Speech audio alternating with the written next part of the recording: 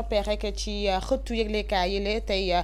ganu ki nga xamante ne wook las matinal di Pape Amadou Boy moom mi la rek nekk di def li nga xamante ne mooy arts martiaux surtout lii nii donc di Vovinam Viet Vodaaw ceinture noire première dan moom la ñuy dalal si kanam tuuti ci seen émission bi la di las matinal wante laata loolu rek dañuy xool yëglekaay yi di nga xamante ne rek moom lañ daal di fësal ci seen xët bu njëkk bien sûr dañ koy door ak yëglekaayu kër gi di L'As Quotidien mu ngoog tey L'As bokk na ci li nga xamante ne moom la fësal ci xëtam bu njëkk indemnisation des victimes des manifestations politiques levée de bouclier mu ngoog L'As itam daal dina àddu rek ci ndàmpaay bi nga xamante ne bëgg nañ ko def ñii ñuy woowee victime en tout cas manifestation politique yi xewoon ci atum 2021 2024 di ngeen ci fekk ñoom Amadou Ba Pastef daan na ci àddu ñoom Aminata Touré ak ñeneen di xam ne ni aussi am na ñoo xamante ne jàppante ne ni laataa ñuy wax rek wàllub indemnisation war nañ gën a gëstu bu baax lii nii donc di loi d'amnistie bi nga xamante ne rek le régime en place daal di nekk ci woote laataa ñuy yoxe li nga xamante ne mooy nguur gi lu ci mënta dox ci xëtu ñett bi yëglekaayu L'As den ko ci fekk donc en détail ci xëtu juróom-benn L'As Quotidien escroquerie foncière à Palmarin le maire dévoile les méthodes des prédateurs mu mel ne rek ñoo xamante ne en tout cas dañuy rek salfaañi suuf askan yi nekk foofee ca Palmarin li ni mel nag maire bi mi ngi koy daal di ñaawlu bu baax di ngeen ko fekk en tout cas en détail ci xëtu juróom-benn yëglekaay bi la di L'As ci L'As itam di ngeen ci fekk ki nga xamante ne mooy Elimane Diawrin yi lee démb bi mu nekkee foofee rek ca Fass Touré ca Kébémer ngir rek phase 2 projet bi nga xamante ne daal dina koy teg ngir jàppale ñu nekk ci réewum taax yi ñu mën a am ndox bu baax bu ñu daal di jëfandikoo moom itam daal dinay àddu ci lu ñeel rek wàllu njëgu ndox yi la tamit ci réewum taax yile donc ci xëtu ñeent yëglekaay bi dangeen ko si daal di fekk affaire Tabaski Ngom ses souteneurs exigent la convocation de Moustapha Diop ñi nga xamante ne ñooy jàppale kii nii donc di l'inspectrice du trésor di Tabaski Ngom ñoom ñi la daal bëgg nañu convoqué ki nga xamante ne mooy maire Louga bi la di Moustapha Diop ak tamit di samp laaj lan moo tax rek dindi mbaaraanu kiiraayam boobee tey daal di yàgg ndaxte gis nañ ni concernant le cas Farba Ngom li ni mel dañ ko daal di gaawantu bu baax fast track alors que cas bi moo daal di jiitu lu ñu ci mënti doon daal ñoom génne nañu ab communiqué ngir rek daal di addu ci li ni mel. alors ci L'As itam opposition au PASTEF formation d'un bloc contre le régime PASTEF entre pragmatisme et résignation mu ngoog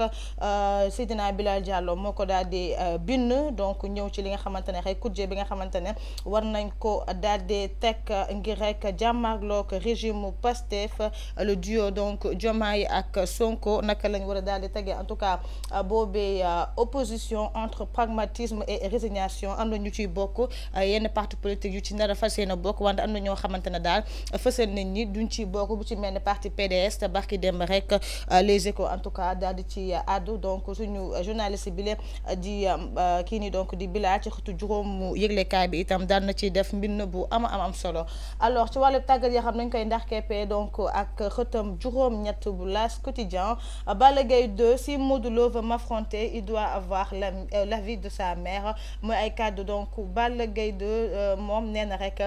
kii nii di Modou Lo su bëggee bërewaat ak moom foog rek mu daal dee tàggu seen njëlbeen ki nga xamante ne mooy waajur bu jigéenam donc mu ay kàddu Balla Gaye 2 ngeen mën ko fekk en tout cas ci xëtu juróom-ñett bu yëglekaay bi di L'As ñu tàbbi ci beneen yëglekaay donc xool li nga xamante ne moom la fësal ci xëtam bu njëkk di l'Indépendant itam daal dina desandi rek ci wàllub victime des événements de 2021 2024 controverse autour de l'indemnisation ku nekk rek mi ngi àddu ci boobee indemnisation bi nga xamante ne rek war nañ ko jébbal ces victimes de 2021 2024 député Mbaye Dione moom daal na ci àddu nee na rek ce précédent en su d'être dangereux consacre la prime à la casse au mépris des dispositions du droit positif en vigueur il piétine l'état de droit maanaam li ni mel ne xam na ni dafay daal di piétiner donc li ni di état de droit bu mel ne rek moom àddul ci disposition yi nga xamante ne rek fas nañ ko teg ngir ndàmpaay yooyee victime ci yooyee donc manifestation yi fi jotoon xew Mimi Touré moom nekk au représentant bu président nee na rek Nous devons respect et prière ardente à nos martyrs et de la démocratie. Pardon. Aucune indemnité ne sera jamais suffisante pour effacer la douleur d'une mère qui a perdu son enfant. Donc moom jàppandi na rek indemnité bi wala boog ndàmpaay bi lee tuuti na lool ngir rek daal di jàppale koo xamante ne maanaam dafa rek en tout cas ñàkk lii nii di doomam. Donc li ni mel du dara bu ñu sukkandikoo rek ci kii nii di Mimi Touré. Amadou Ba bu Pastef moom nee na une filouterie intellectuelle d'opposants de mauvaise foi qui dénoncent la non-indemnisation de certaines forces de défense et de sécurité parmi les victimes mi ngi daal dal ci kaw ñi nga xamante ne rek ñi ngi ñaawlu boobee indemnisation bi nga xamante ne rek bëgg nañ ko def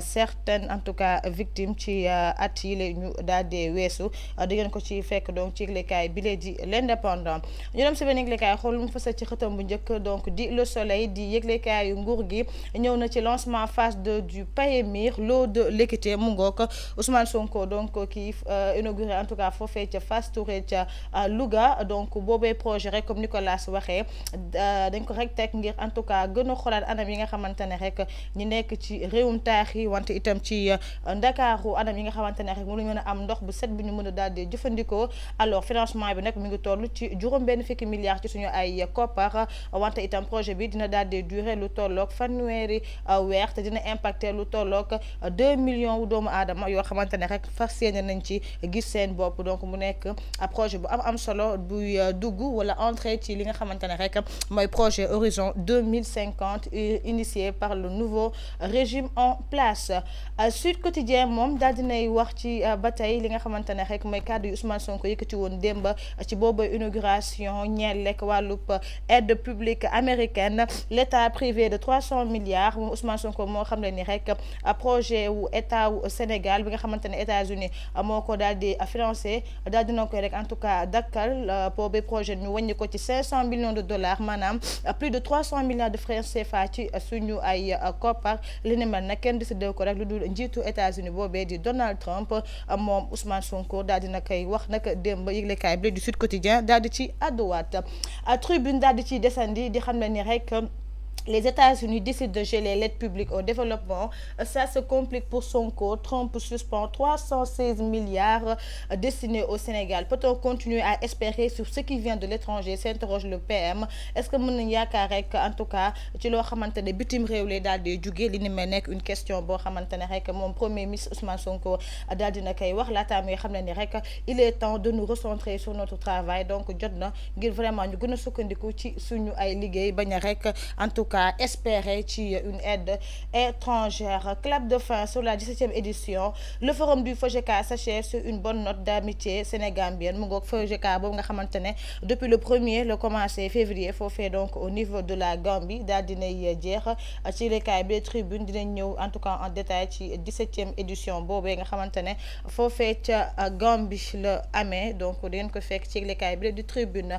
Source A daal di desandi ci indemnisation ou assistance des victimes ça divise le parlement donc yi nekk ci pencum ndaw réew mi rek mu mel ne ku ci nekk daal dina yéey yàbbi ci li ni mel. Mbaye Dione wax nañ ko tout à l'heure daal dinay àddu en tout cas ci li ni mel. Amadou Ba bu Pastef moom xam na ne ñu xamul dara rek ñooy daal di inquiété wu ci anam yi nga xamante ne moom lañ bëgg a amalee yooyee indemnisation wala sax ils sont malhonnêtes et cela montre qu'ils ne méritent pas le statut d'homme d'État. Donc képp koo xamante ne rek yaa ngi ñaawlu boobee jëfin rek moom jàpp na ne mérite woo le statut d'homme d'État. Alors donc qui va indemniser les professeurs et les employés de l'université Cheikh Anta Diop de Dakar qui ont vu leur véhicule incendié? Des centaines d'acteurs du secteur informel, vulgarisateurs, menuisiers, ébénistes, petits commerces ñoom ñëpp ana kan moo leen di indemniser? Ñi nga xamante ne ñuy jàngale ci université Cheikh Anta Diop, ñi nga xamante ne tànn nañ seen ay woto, ñi nga xamante ne ñoo am ay petits commerces fii nii ci mim réew, menuisiers, vulgarisateurs yi ñoom xanaa bokkuñu ci yooyee indemnisation. L'élu patriote de rassurer l'indemnisation de toutes les victimes citoyens comme commerce avec une évaluation objective de chaque préjudice sera certainement prévue à travers le règlement définitif de la loi d'amnistie qui se comporte par le mécanisme d'indemnisation. Donc moom bu ñu sukkandikoo ci li mu wax rek ñooñu mën nañ leen indemniser si toutefois rek bu ñu régler en tout cas cette question de la loi d'amnistie ndax dinañ ko abroger ou pas dina daal di répondre donc à cette question mu nekk ay kàddu ki nga xamante ne rek mooy Mbaye Dione wala Amadou Ba bu Pastef. Source A itam le parquet financier papier écrit au juge d'instruction pour la levée de l'immunité parlementaire du député Amadou Ba mu ngoog parquet financier daal dinay bind juge d'instruction ngir rek ñu daal di yëkkati dindi mbalaanu kiiraayu député Amadou Ba bu nekkoon donc Benno Bokk Yaakaar Amadou Ba borom nouvelle responsabilité moom mi ak ay ñoñam jamono jile daal dinañ taxaw temm ngir rek pare ci lépp loo xamante ne rek daal dinañ koy décider tax na rek ba ñoom ñi le sax tey jile dinañu amal li nga xamante ne mooy ab ndaje ci xool ñan anam lañ nar a fas yéene amal donc seen riposte. Le parti qualifie cette requête du proc financier d'attaque politique visant à distraire le candidat arrivé second à la dernière présidentielle de sa tournée nationale en vue. Ñoom jàppandi nañ rek dañ ko rek bëgg salfaañe ay droit wam d'autant que moom mi moo nekkoon deuxième ci élection présidentielle ñu daal di weesu luñ ci mënti jàppandi daal ñoom dinañ amal seen riposte ngir tamit di addu ci li ni mel. Li quotidien tamit desandi na ci loolee cité dans les dossiers judiciaires Amadou Ba organise sa riposte. Les amis de Mamour contestent mu ngoog lever immunité parlementaire Amadou Ba moom mi lee di xam ne ni rek li ni mel c'est une cabale politique ñoom ñi lee ñuy xam ne ni rek ñi nga xamante ne ñoo dend ak wala boog jege loolu Amadou Ba que li ni mel c'est une kii ni di Amadou Ba laalewul dara ci affaire mauvaise gestion maanaam ñu jox ko loo xamante ne rek réew mbéy ko moom te moom lee en tout cas jaaxaloo ko ci yoon ba tax na rek ñoom amal nañ donc tey jile ci mardi bi dañ fas yéene amal ab ndaje ngir xool ci yenn anam rek lañ nar a daal di riposter. Mandat d'arrêt contre Mamour Diallo, le mouvement Dolli dénonce une diversion donc cas boobu itam di ngeen ko fekk ci yëglekaay bi di li quotidien. Barthélémy Dias honoré par l'église catholique mu ngoog ginnaaw réalisation yu am solo yi nga xamante ne rek meeru Ndakaaru ba woon di Barthélémy Toye Dias daal dina koy def église catholique bi donc daal dinañ koy rek daal di honoré di ngeen ko fekk aussi ci yëglekaay bi di li quotidien. Alors ñu ñëw ci l'info wax leneen lu dul politique wax na rek ci présidence de la BAD donc le duel Hott-Ta et la main Ouattara mu ngo conseil gouverneur bu BAD donc Banque africaine de développement élira le successeur du président Akinwumi Adesina le 29 mai 2025 à Abidjan en Côte d'Ivoire. Donc ki nga xamante ne rek moo war a wuutu président boobee donc di Akinwumi Adesina ñaar fukki fan ak juróom-ñeent ci weeru mai 2025 lañ ko wax a daal di élire foofee ca Abidjan Côte d'Ivoire. Alors ci candidat yi nag daal dinay bokk ki nga xamante ne moo nekkoon jëriñ bi ñu dénk wàllu finance ci Sénégal di Amadou Hott moom mi sax jamono ji la moo nekk favori bile wante aussi am na challenger de taille ku ci bokk mauritanien bile di Sidi Ould Tah parrainé par le président donc Ouattara li ni mel aussi di ngeen ko fekk ci yëglekaay bile en tout cas di l'info. Des incendies à Tamba, Sambou Biagui au chevet des populations sinistrées. Sambou Biagui directeur maison de la presse moom daal dinay jàppale ñi nga xamante ne rek dañoo laale ci sinistre yi amoon foofee donc ca Tambacounda di ngeen ko fekk donc ci yëglekaay bile di l'info. Alors ñu dem ci benn yëglekaay xoolum daal di fësal ci xëtam bu njëkk di les échos yëglekaay mu ngoog. Alors les échos piraterie maritime au Gabon, 3 marins sénégalais d'Amergé enlevés sur un chalutier mu mel ni rek ñetti marins sénégalais la ñu daal di enlevé ci benn chalutier mu bokk ci benn capitaine benn mécanicien ak benn matelot. Alors yooyee pirate nag dañ leen attaqué ci seen navire ay booru 21h 31 janvier donc bi la ñu daal di weesu. marine gabonaise nag daal dinañ déployer ay patrouilleurs ngir ñu daal di seet ñetti doomu aadama yooyee. Chalutier Amergé 7 escorté jusqu'au port Gentil mu nekk lu doy waar donc ñoom daal dinañ réer daal mën nañu wax ni ci côté foofee rek ca Gabon te ñoom ñëpp ay marins sénégalais lañ di ngeen ko fekk en tout cas ci xëtu ñett bu yëglekaay bile donc di les échos. Alors les échos itam ñëw nañ ci agression wala attaque bi nga xamante ne rek def nañ ko kër Elimane Diorine yi nag barki Demba. Alors ki def li ni mel nag mi ngi wuyoo ci turu Ahmed Ndiaye ñuy xam ne ni c'est un jeune brillant ñëw nañ ci parcours am gagné par le désespoir mu mel ni rek dafa désespéré rek en tout cas amatul yaakaar moo tax mu daal di def li ni mel. am na lu ëpp en tout cas fanweeri at 30 ans génn ci nekk major ci promotion école polytechnique moom moomile itam moo fekkee faat bakken bi nga xamante ne def nañ ko papam